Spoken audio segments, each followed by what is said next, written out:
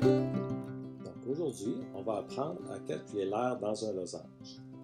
On a un losange bleu qui est dessiné à l'écran. On a les diagonales qui sont également inscrites à l'intérieur. En rouge, j'identifie la grande diagonale qui est la plus longue. Et en bleu, j'ai identifié la plus petite diagonale qui est la plus courte.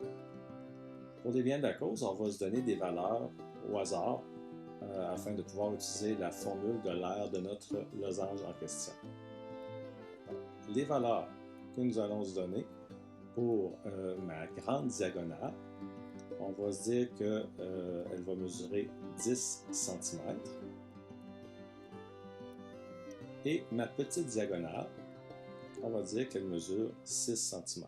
Donc, je répète, c'est au hasard, j'ai choisi des chiffres comme ça. Donc, la première chose à faire, et ça c'est bon pour toutes nos formules qu'on va utiliser, on écrit toujours la formule de base, la formule de départ.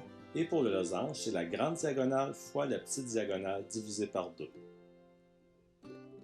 Après avoir inscrit cette formule-là, il nous reste à remplacer la grande diagonale et la petite diagonale par des valeurs qui sont représentées dans notre dessin.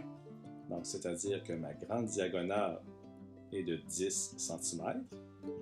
Donc, je vais inscrire 10 fois la petite diagonale qui est de 6 cm et je divise par 2.